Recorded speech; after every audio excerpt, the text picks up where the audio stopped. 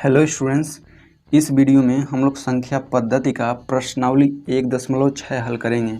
तो प्रश्नावली 1.6 हल करने से पहले हमें वास्तविक संख्याओं के लिए घातांक नियम पढ़ना बहुत ही ज़रूरी है। इसके बिना हम लोग इसके क्वेश्चंस को सॉल्व नहीं कर सकते हैं। और मैं आपको एक चीज़ और बताना चाहता हूँ कि इसके लिए केवल 5 रूल ही हैं, ठीक ना। उन 5 रूल को समझने के बाद आप प्रश्नावली के सारे क्वेश्चंस कर सकते हैं। और वो पांचों रूल आपने कक्षा 7 और 8 में पहले से ही पढ़ रखा है, लेकिन फिर भी मैं इसमें आपको रिपीट कर देता हूँ कि आखिर वो पांचों रूल क्या हैं। तो इसका पहला रूल है कि यदि a पर घात m इंटू a पर घात n है, ठीक ना, यानी कि a जो है दोनों संख्याएं समान हैं, तो बराबर हो जाएगा a पर घात m प्लस n, यानी घात जुट जाता है, ये गुणा है। जहाँ a एक वास्तविक संख्या है तथा mn परिमेय संख्याएं हैं। इसमें a एक वास्तविक संख्या है, mn परिमेय संख्याएं हैं।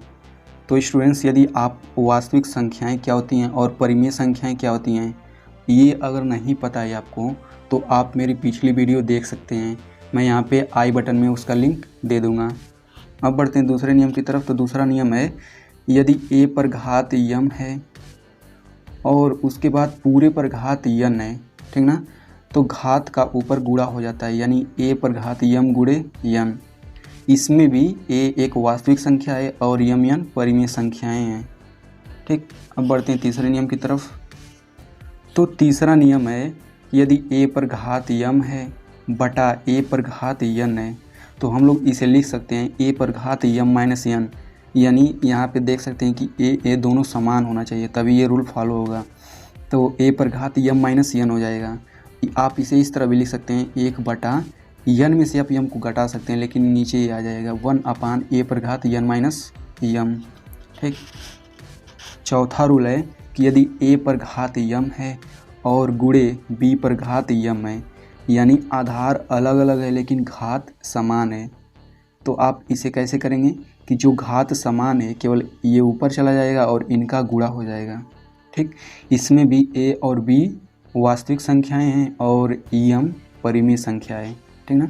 अब पांचवा रूल क्या है कि यदि a पर घात m है, ठीक, तो आप इसे लिख सकते हैं 1 अपान a पर माइनस 1 माइनस m, यानी कि यहाँ जो घातांक होता है उसे अगर हम बटा में नीचे करेंगे तो बस घात के आगे माइनस लग जाएगा। इसमें भी a जो है एक वास्तविक संख्या है और m एक परिमेय संख्या है, ठीक ना। अब बढ़ते हैं क्वेश्चन की तरफ। तो स्टूडेंट्स, पहले क्वेश्चन का पहला क्वेश्चन है कि 64 पर 1/2 घात, हमें इसका मान निकालना है। तो हम लोग क्या करेंगे कि जो ये 64 है इसका हम लोग गुणनखंड करेंगे। तो गुणनखंड करने के लिए कैसे करते हैं, 64 लिखेंगे, ठीक ना। अब देखेंगे इसमें 2 से भाग जा रहा है, ठीक ना, तो 2 से भाग देंगे, 2 3 6 2 दूनी 4, फिर इसमें 2 से भाग देंगे, 2 एकम 2, 2 छक्का 12, फिर 2 8 16, 2 चौक 8, 2 दूनी 4, फिर 2 से भाग देंगे, 2 एकम 2। तो आप देख सकते हैं कि 2 कितनी बार आया है, 1 2 3 4 5 6, यानी 2 6 बार आया है। 2 6 बार आया है तो हम लोग 64 को लिख सकते हैं 2 पर घात 6, ठीक ना। तो अब हम लोग 64 की जगह 2 पर घात 6 रख देंगे, तो 2 पर घात 6 रखेंगे, फिर उस पर घात 1/2। अब यहाँ पे ये वाला दूसरा रूल लागू होगा, ठीक ना। तो अब हम लोग घातों का गुणा कर लेंगे, तो ये हो जाएगा 2 पर घात 6 गुणे 1/2, 2 से 2 3 6, 2 से 6 कटेगा तो 2 3 6, ठीक ना। अब ये हो जाएगा 2 पर घात 3, तो 2 पर घात 3 मतलब 8, यही आपका आंसर हो जाएगा। दूसरा क्वेश्चन है 32 पर घात 1/5, ठीक ना। तो अब 32 का गुणनखंड करेंगे, तो यदि हम लोग यहाँ से 64 वाले पद को काट दें तो ये 32 का गुणनखंड हो जाएगा, ठीक ना। तो इसमें 2 कितनी बार आया है, 1 2 3 4 5, यानी 2 5 बार आया हुआ है। तो हम लोग 32 को लिख सकते हैं 2 पर घात 5। अब हम लोग 32 की जगह इतना रखेंगे, यानी 2 पर घात 5 गुणे 1/5, 5 से 5 कट गया, और जब 1 का 1 में गुणा करेंगे तो 1 ही आएगा, तो यानी 2 पर 1 घात बराबर 2, यही आपका आंसर हो जाएगा। तीसरा क्वेश्चन है 125 पर घात 1/3, तो हम लोग 125 का गुणनखंड करेंगे, तो ये हो जाएगा 5 दूनी 10, 5 पचे 25, फिर 5 पचे 25, 5 एकम 5। तो यहाँ पे देख सकते हैं 5 कितनी बार आया है, 1 2 3 5, 3 बार आया हुआ है। तो हम लोग 125 को लिख सकते हैं 5 पर घात 3, ठीक ना। तो अब हम लोग 125 की जगह इतना रखेंगे, तो यानी 5 पे घात 3 पूरे पर घात 1/3। तो यहाँ पर हो जाएगा 5 पर घात 3 गुणे 1/3, 3 से 3 कट जाएगा, तो केवल 5 यहाँ पे आंसर हो जाएगा। अब हम लोग बढ़ते हैं दूसरे क्वेश्चन की तरफ। तो दूसरा क्वेश्चन का पहला क्वेश्चन है 9 पर घात 3/2 का मान बताइए। तो सबसे पहले हम देखते हैं 9 का गुणनखंड करते हैं तो क्या आता है। तो 9 का गुणनखंड 3 गुणे 3 आता है, ठीक ना। यानी कि 9 को हम लोग 3 का स्क्वायर लिख सकते हैं। तो 9 की जगह 3 का स्क्वायर लिखेंगे, फिर पूरे पर घात क्या है 3/2, ठीक। तो अब घातों का गुणा हो जाएगा, 3 पर 2 घात गुणे 3/2, 2 से 2 कट जाएगा, तो 3 पर घात 1 गुणे 3 यानी 3 एकम 3 हो जाएगा। फिर इसका मान 3 पर 3 घात मतलब ये 27 हो जाएगा। यही आपका आंसर है। और दूसरा क्वेश्चन है 32 पर घात 2/5। तो आपने पिछले क्वेश्चन में देखा था 32 का गुणनखंड करने पर क्या आया था, 32 का गुणनखंड करने पर 2 पर घात 5 आया था, ठीक ना। यानी 32 को 2 पर घात 5 लिख सकते हैं। तो ये हो जाएगा 2 पर घात 5 पूरे पर घात 2/5, ठीक। फिर 2 पर घात 5 गुणे 2/5, 5 से 5 कट जाएगा। जब 1 का 2 में गुणा करेंगे तो 2 ही आएगा, यानी 2 का स्क्वायर बराबर 4। ये आपका आंसर है। और तीसरा क्वेश्चन है 16। तो 16 का गुणनखंड करेंगे। तो गुणनखंड करने के बाद आप देख सकते हैं कि 2 1 2 3 4, 2 4 बार आया हुआ है, यानी कि हम लोग 16 को लिख सकते हैं 2 पर घात 4, ठीक ना। तो ये हो जाएगा 2 पर घात 4 फिर 3/4 घात। अब घातों का गुणा हो जाएगा, 2 पर घात 4 गुणे 3/4, 4 से 4 कट जाएगा, बचेगा 2 पर घात 3। इसका मान क्या होता है 8 होता है। यही आंसर है आपका, ठीक ना। अब बढ़ते हैं चौथे क्वेश्चन की तरफ। तो चौथा क्वेश्चन है 125 पर -1/3 घात। तो हम लोगों ने थोड़ी देर पहले देखा था कि 125 का गुणनखंड करने पर क्या आया था 5 पर घात 3 आया था, ठीक ना।